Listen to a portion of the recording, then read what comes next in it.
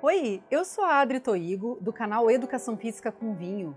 Esse é o 23º vídeo da playlist Epidemiologia, o que você precisa saber para não passar raiva. No vídeo anterior, comecei a te explicar sobre os ensaios clínicos e, conforme prometido, vou seguir falando sobre esse assunto.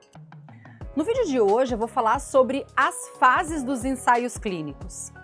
Quando o objetivo de um estudo clínico é investigar e incorporar novas terapias como medicamentos, dispositivos ou outros procedimentos médicos, ou então, como é no caso do povo da educação física, investigar e incorporar um novo modelo de treinamento, são necessárias diferentes sequências de ensaios clínicos. Essas diferentes fases de estudo pretendem obter diferentes tipos de informações sobre a nova intervenção para demonstrar eficácia e segurança antes de sair aplicando por aí no mundo real. Assim, eu quis dizer fora do laboratório de pesquisa, ou seja, nas clínicas, nos hospitais, nas academias, nos clubes, enfim, no cotidiano de trabalho dos profissionais da saúde, seja ele qual for. Mas assiste o vídeo até o fim, que já tu vai entender. Produção, roda a vinheta!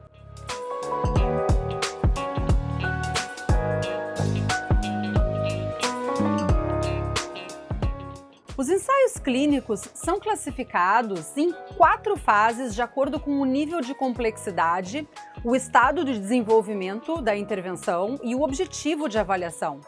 Cada fase representa um ponto de verificação, ou seja, se der algum problema na fase atual do estudo, ele não vai seguir adiante, a não ser que o pesquisador apresente uma evidência que justifique levar o estudo adiante, e isso inclui aprovação regulatória e ética. Vamos lá, vou dar um exemplo bem simples da educação física. Eu invento um aparelho para propor um exercício na musculação e quero testar algumas variáveis antes de mandar esse aparelho para produção. Ou seja, justificaria construir um aparelho que eu inventei lá na minha imaginação, sendo que tem uma dúzia de outros aparelhos que fazem a exata mesma coisa? Vamos dizer que lá na minha cabeça, a partir do meu conhecimento de cinesiologia, fisiologia do exercício, biomecânica, eu entenda que esse equipamento vai fazer com que o praticante fique melhor acomodado anatomicamente, mas ao mesmo tempo consiga ativar mais efetivamente um determinado grupo muscular dentro do metabolismo que vai contribuir, por exemplo, com o ganho de volume muscular, e até aí tá tudo bem. Aí a gente aplica os testes e, na contramão do que a gente esperava, as criaturas começam a se machucar.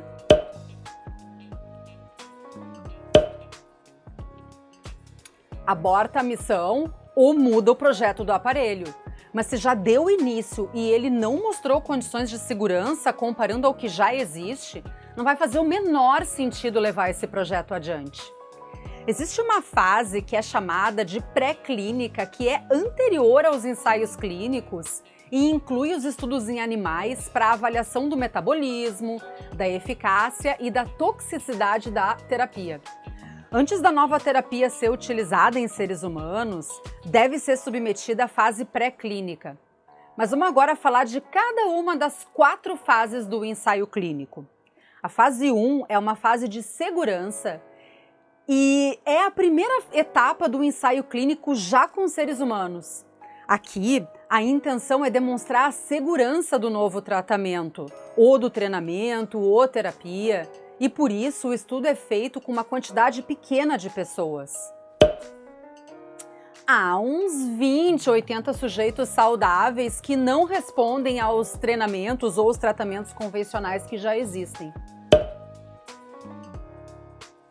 Bom, na educação física, eu pensaria em atletas de elite que não estão conseguindo, por exemplo, baixar o tempo numa determinada modalidade e vão ser submetidos a um novo modelo de treinamento com essa finalidade. Esses estudos são rápidos, durando entre várias semanas e alguns meses. Na medicina, por exemplo, podem ser conduzidos em hospitais, mas também podem avaliar terapias que já existem no mercado para ver esquemas de dosagens, combinações com outras terapias ou verificar a toxicidade dessa terapia com pessoas que não foram incluídas nas testagens anteriores. Por exemplo, se a terapia antes foi testada em adultos, nesse estudo vai ser testada em crianças. Nessa fase, não tem grupo controle, todo mundo recebe a intervenção. Por isso mesmo que se for uma medicação, todo mundo recebe uma dose baixinha, baseada lá nos estudos de animais. Daí em diante, o pesquisador vai escalar a dose para estimar a máxima dose segura para o ser humano. Não, né? As doses vão sendo aumentadas na medida em que não se observam efeitos colaterais. Outra aplicação é nos estudos sobre metabolização e biodisponibilidade da terapia. O que pega aqui é que ainda não se tem como garantir nada de benefício dessa terapia que está sendo testada, já que o objetivo é mensurar a segurança. O voluntário tem que saber antes do estudo que essa é uma fase que ele pode ter mais risco do que benefício, além de ainda por cima apresentar algum efeito colateral. Jesus Cristo! A próxima fase é a fase 2, que avalia se a intervenção tem alguma atividade ou algum efeito biológico. O objetivo aqui ainda é, de forma preliminar, avaliar a eficácia e determinar a dose ideal da terapia. Nessa fase, ainda vão ser poucos voluntários, tipo de 50 a algumas centenas, monitorando criteriosamente cada sujeito. Dependendo do tipo de estudo, isso é uma miséria. Imagina testar um novo remédio para ser utilizado por pessoas no mundo inteiro. É verdade. A seleção dos voluntários é bem criteriosa no sentido de que devem apresentar características semelhantes. Então, os critérios de inclusão do estudo precisam ser bem específicos. Agora sim, os sujeitos vão ser divididos e distribuídos, normalmente de forma aleatória, para o grupo de intervenção e para o grupo controle para começar a comparar os efeitos do que está sendo testado. Só que no caso de uma doença, a probabilidade de melhora na saúde ainda pode não ser grande coisa. O tempo dessa fase varia de vários meses a poucos anos para ser concluído, dependendo do tipo de estudo. Sim, por várias razões, mas eu vou te dar duas que já vão te esclarecer. A primeira é porque alguns tratamentos novos para condições que ainda não têm um modelo anterior de terapia podem ser muito demorados para começar a dar efeito numa condição que o sujeito tenha e que seja de baixa letalidade. E a segunda é que alguns efeitos colaterais podem demorar também para aparecer. Se for um desses treinamentos ou tratamento que o sujeito vai ter que fazer para o resto da vida e por muitos anos, é importante saber essas informações para que o terapeuta possa decidir entre uma nova terapia e uma terapia convencional, qual delas vai trazer mais benefícios com menor risco e maior qualidade de vida para o sujeito. Agora vamos para a terceira fase.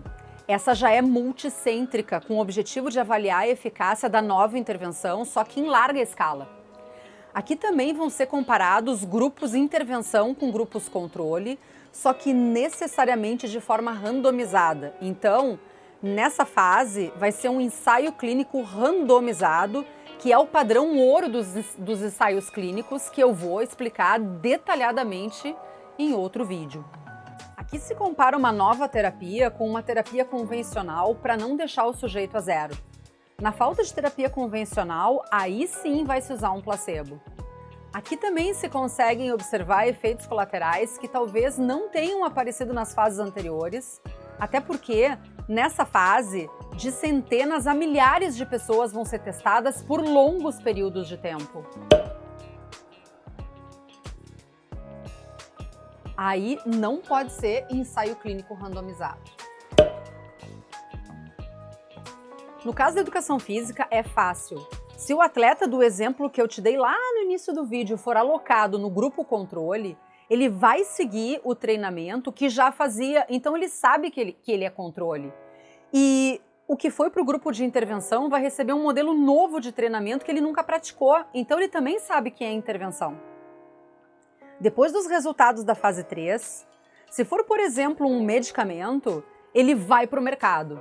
Só que a pesquisa não está encerrada. A última fase é a fase 4, que é a pós-comercialização. Já aconteceu de um medicamento ir para o mercado e tempos depois ele ter sido retirado porque deu merda. Palavrão não. E eu acho isso desrespeito.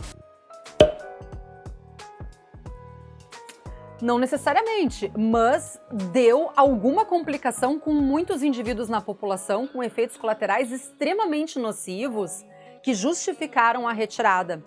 Acontece que as informações das outras fases nem sempre são satisfatórias porque os resultados são limitados ao número de sujeitos testados e mesmo alguns estudos durando anos, algumas coisas levam ainda mais tempo para aparecer.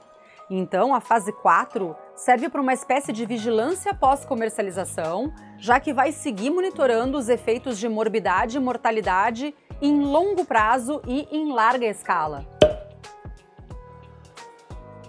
Morbidade é a taxa de sujeitos portadores de uma doença dentro de um grupo específico. Já a mortalidade é tudo que é mortal.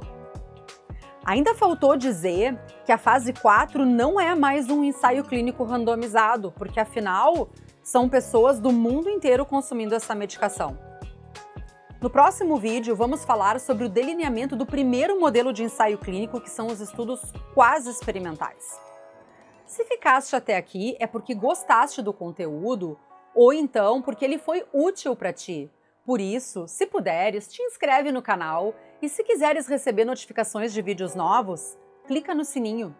Outra coisa que nos ajuda muito no engajamento e não te custa nada é deixar um like. Comenta o que achaste do vídeo aqui embaixo e se tiveres perguntas, manda também. E se puderes ajudar com qualquer valor para que a gente continue produzindo esse tipo de conteúdo, esse aqui é o nosso Pix. Aliás, esse mesmo endereço eletrônico é o que tu vai usar para entrar em contato com a gente, caso tu precises de uma mentoria especializada para o teu trabalho de pesquisa, seja ele em nível de graduação, pós-graduação, porque afinal eu e o Prof. Gru somos doutores e temos muita experiência nisso. Melhor do que prova social, que às vezes nem é verdadeira por aí, a gente recomenda que tu dê uma espiadinha no nosso currículo Lattes. Lá sim, tá tudo documentado e eu te garanto que o bonde é pesado.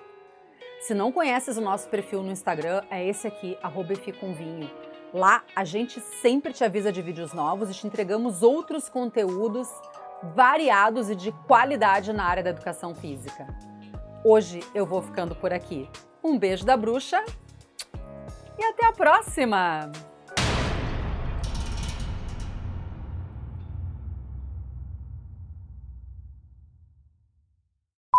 Um calor do capeta e esse negócio nada de dar o start.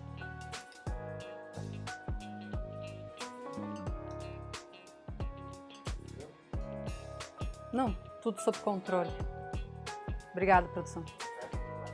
Pode deixar aberto, tá muito quente. Mas aí, daí pra diante, não é isso.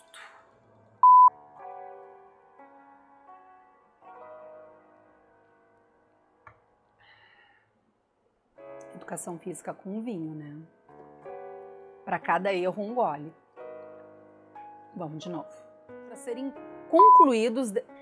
Uma bosta. Palavrão não. A qualidade de melhora na saúde ainda pode não ser grande. De controle na biblioteca do app. Porra, Siri! Vai se catar!